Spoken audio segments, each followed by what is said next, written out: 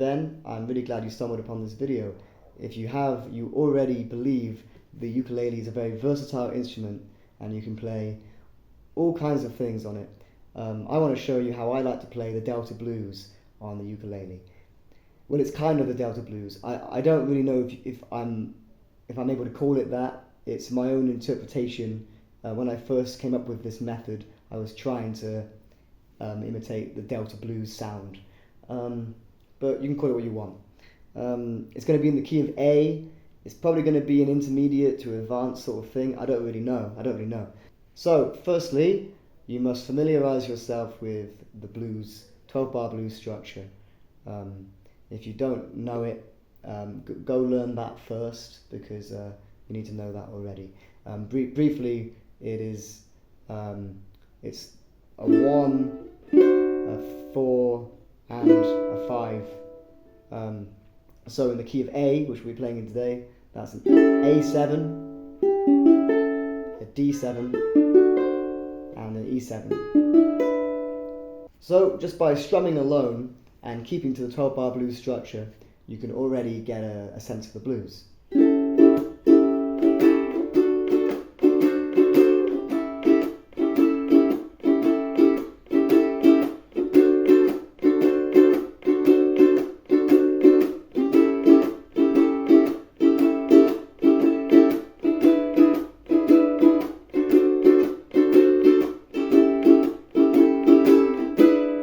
At the end there, I like to end on the E7, on the 5. It's quite common to do that in a basic blues structure. So to start with, this might be a series, I don't know. But we'll start by showing some variations to these chords that I like to do. Some little flicks and slips and slides. The things that make... I'm not an expert on this, but the things that make something sound bluesy, generally speaking, are the minor third and the flat 7. So in the key of A, which we're using today, that would be a C. So you can find a C here on the 3rd fret of the A string, or open C. But I like to hammer on this C quite a lot, because when you're singing the blues to yourself and you're going you keep landing on this. That's what makes it sound bluesy. And the other thing is the 7, the flat 7. So that's why we play an A7. So a normal A sounds like this. But then when I take off my finger here on the G string, play an open G, that G is giving us the blues. So we got the G and the C. So when I'm playing this A chord,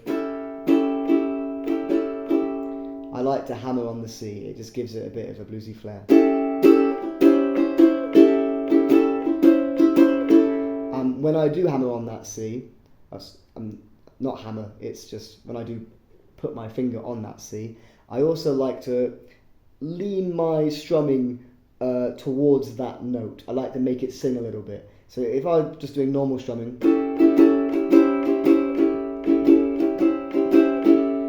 isn't that much emphasis on that C, but I like to really make it sing to show what I'm doing. So I'm sort of using my thumb, if you can see in the other camera, I don't know. I'm not hitting these strings really, the G and the C, I'm just hitting this one. Now you might be thinking, why don't you just play a completely open chord? This would be called an A minor 7, right? Just not using your left hand at all. Well, this to me doesn't really have a bluesy feel, because that clash between the C sharp here and the C here, that's what gives it the blues to me. If you play C on both,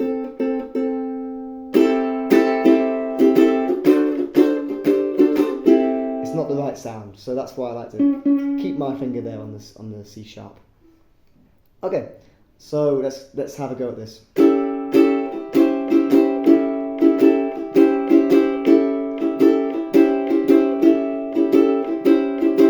The strumming pattern that I'm using here, see, I'm never very good at explaining strumming patterns, because for me it's just about whatever rhythm you're kind of feeling in your head. So I like to sing in my head, da ba da ba ba da bum ba dum bum ba dum bum ba dum bum. I got a bit of swing, right?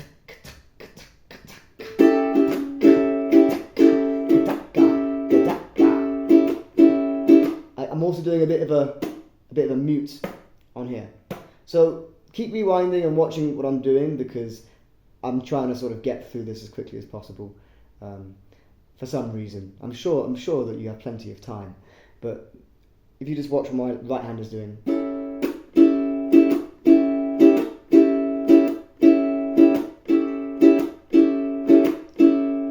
I don't really want to explain that. I want you to get the feel for it, because that's kind of the thing with the blues, is that treat your ukulele like a drum, you know.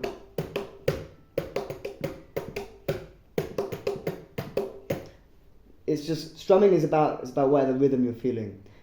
So that takes its own practice. But I'm showing you what I'm doing it. I'm kind of using the ukulele to sing, right?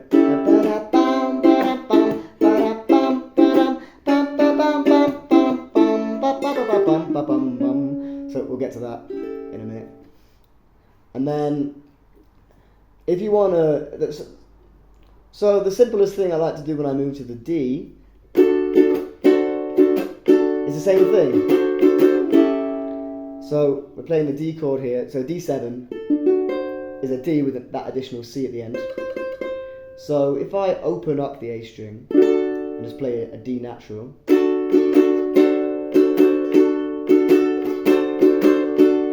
I'm doing the same thing that I did in the A chord. I'm just making that C sing.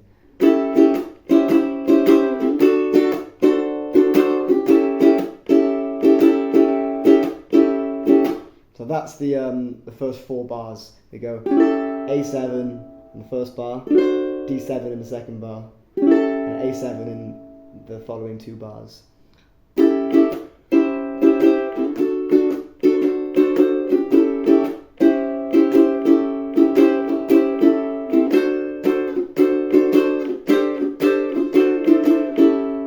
So when I like to hit that D in the 5th bar, what I'm doing there, the extra variation that I'm doing is on the E string. So I'm moving my, however you like to play the D string. I like to play it like this. Well, some people like to play it like this, I've heard, but for me that's quite difficult because you can't really vary it very much. So here I'm going.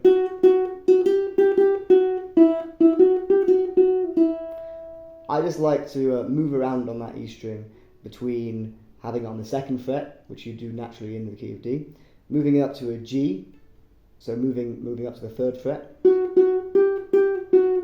I'm moving that finger around, and sometimes I like to play it open.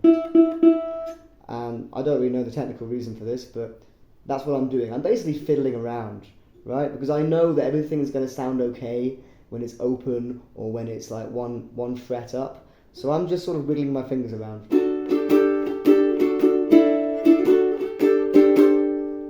You see how I'm sort of playing with the E string and the A string kind of independently? So if I think about it this way. Like that's happening on the E string. And then on the A string I'm going like, I'm still doing that, playing with that C. And then I'm just doing it as I'm strumming.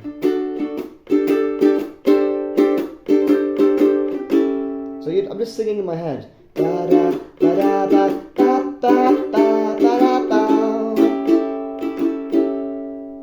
And the most basic thing that I like to do when I go to the E, so the E7. I love the E7 on the ukulele. I very rarely play an E major, because I know they say to play like this. Like this here, but for me, that's quite unnatural for me to play. So what I do is I essentially take the D up here. But anyway, in this instance, I'm playing an E7, so that's nice. It's lovely, lovely sound. And it still frees up our pinky finger here to hammer on the C in the same way we've been doing on the other chords.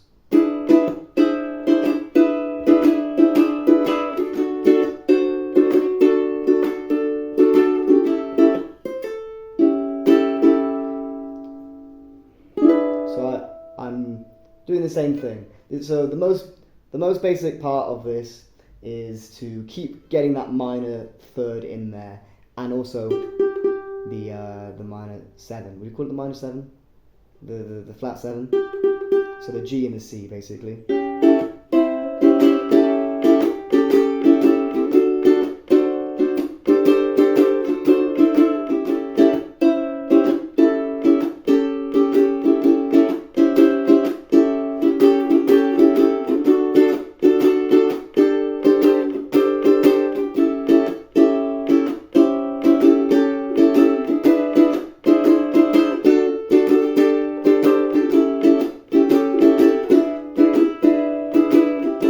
So I'm using these two fingers at varying points throughout the song to hammer on, to strum on the G and the C over here.